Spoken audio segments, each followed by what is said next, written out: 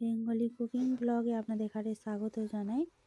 আজকে আমি চিকেন চাপ বানিয়ে দেখাবো। আমি ঘরোয়া উপকরণ দিয়ে, বাড়িতে থাকা উপকরণ দিয়ে আমি বানিয়ে দেখাচ্ছি রেসিপিটি। আপনারা ভিডিওটি প্রথম থেকে শেষ পর্যন্ত দেখতে থাকুন। এখানে এলাচ নিয়েছি আর জয়িত্রী নিয়েছি।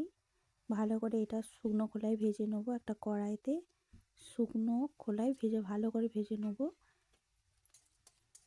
গ্যাসের ফ্লেমটা লো টু মিডিয়ামে রেখে ভালো করে একটু লাল লাল করে ভেজে নিয়ে এটা গুঁড়ো করে রেখে দেবো।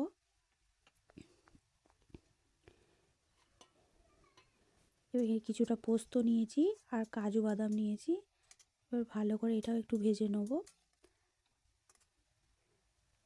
এখানে পেঁয়াজ বেরেস্তা দিয়েছি।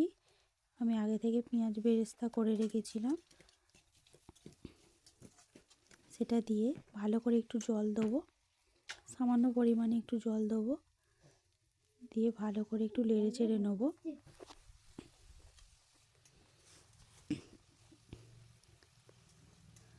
জলটা একটু শুকিয়ে গেলে গায়ে গায়ে লেগে থাকবে, সে অবস্থাতেই আমি এটা ঠান্ডা করে মিক্সিং জারে ভালো করে পেস্ট করে নেব। এখানে চিকেনের 4টে লেগ পিস নেওয়া হয়েছে, ভালো করে পরিষ্কার করে ধুয়ে আমি রেখে দিয়েছি। এখানে কিছু উপকরণ দিয়ে ম্যারিনেট করে রেখে দেবো। এখানে পরিমাণ মতো লবণ দেবো, সামান্য পরিমাণে। এখানে লঙ্কার গুঁড়ো দিয়েছি, আপনারা চাইলে কাঁচা লঙ্কা বাটাও দিয়ে করতে পারেন। জিরের গুঁড়ো, ধনের গুঁড়ো দিয়েছি। 1 চামচ মতো টক দই দিয়েছি। এটা ভালো করে চিকেনটা ম্যারিনেট করে নিচ্ছি।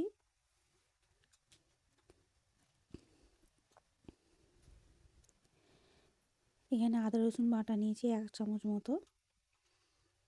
আবারও ভালো করে একটু ম্যারিনেট করে নেব। মশলাটা ভালো করে চিকেনের সাথে লাগিয়ে নেবো এভাবে। এখানে কড়াইতে আমি ঘি দিয়েছি আর সামান্য পরিমাণে একটু সাদা তেল দিয়েছি। আপনারা চাইলে শুধু সাদা তেলেও করতে পারেন। ঘি আর তেল গরম হয়ে গেলে এখানে লবঙ্গ নিয়েছি দুটো দারুচিনি নিয়েছি। এবার ভালো করে একটু লাল লাল করে ভেজে নেব। তেলেতেই আমি হলুদ গুঁড়ো দিয়েছি, লঙ্কার গুঁড়ো সামান্য দিয়েছি। আপনার যে যেমন ঝাল পছন্দ করেন সেই অনুযায়ী লঙ্কার গুঁড়ো দেবেন। এখানে যে পেস্টটা করে রেখেছিলাম কাজু, পোস্ত আর পেঁয়াজ বেরেস্তা, সে পেস্টটা আমি দিয়ে দেবো এর মধ্যে। এখানে আমি এখন জল অ্যাড করব না, মশলাটা কষিয়ে নিচ্ছি। আর এখানে 1 চামচ মতো টক দই দিয়েছি, ভালো করে ফেটিয়ে নেবো। গ্যাসের ফ্লেমটা কিন্তু লো টু মিডিয়ামে রেখে আমি ভালো করে কষিয়ে নিচ্ছি এইভাবে। মশলাটা থেকে তেল ছেড়ে গেলে জানবেন মশলাটা ভালো করে হয়ে গেছে। এবার চিকেনের পিসগুলো আমি একটা একটা করে দিয়ে দিচ্ছি।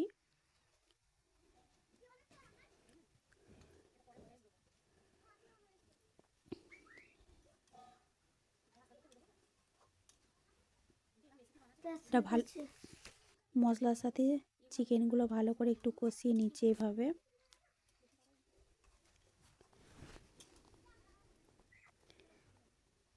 মশলাগুলোর খুন্তি দিয়ে ওপর দিয়ে ভালো করে দিয়ে দিচ্ছি একটু।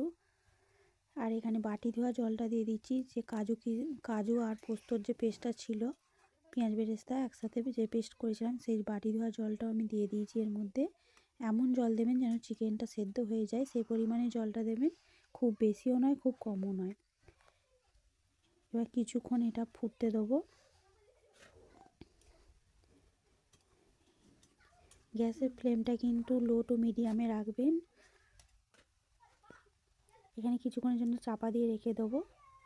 কিছুক্ষণ পর চাপাটা খুলে যে ভাজা মশলাটা রেখেছিলাম, সেই ভাজা মশলাটা উপর দিয়ে আবারও ভালো করে আমি চিকেনগুলো ইপিট উপিট ভালো করে নেড়ে নেব।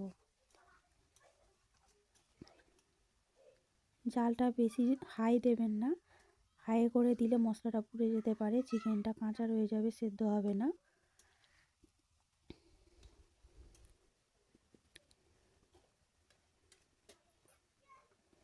আবারও কিছুক্ষণ চাপা দিয়ে রেখে চাপাটা খুলে দেখছি চিকেনটা আমার সেদ্ধ হয়ে গেছে। আর চিকেন চাপ মানেই ঝোল আমি বেশি রাখবো না, তার জন্য আমি এইভাবেই রেখে সামান্য পরিমাণে একটু মিঠা আতর দিয়ে দেবো, 2-1 ফোঁটা মতো দেবো, বেশি দেবো না। এবার 2 চামচ মতো গোলাপ পানি দিয়ে গোলাপ জল দিয়ে দিয়েছি। এবার আবারও ভালো করে একটু নেড়ে চেড়ে নেবো। আবারও এই দেখুন আর কিছুক্ষণের জন্য চাপা দিয়ে দিয়েছি। এই দেখুন ঝোলটা একটু গাঢ় হয়ে গেছে। আপনারা যে যেমন পছন্দ করবেন সেরকম রাখবেন ঝোল। চিকেন চাপ আমার রেডি চিকেন চাপ বলে, তাই আমি ঝোল বেশি রাখবো না, এরকম গায়ে গায়ে রাখবো। এই দেখুন চিকেনটা ভালো করে সেদ্ধও হয়ে গেছে। অবশ্যই রেসিপিটি বাড়িতে একবার বানিয়ে দেখবেন। অবশ্যই ভিডিওটি কেমন লেগেছে কমেন্টে জানাবেন। আর আমার চ্যানেলে প্রথম হয়ে থাকলে চ্যানেলটি সাবস্ক্রাইব করে দেবেন। আর লাইক কমেন্ট শেয়ার নতুন নতুন ভিডিও পাওয়ার জন্য অবশ্যই আমার চ্যানেলটি সাবস্ক্রাইব করে দেবেন।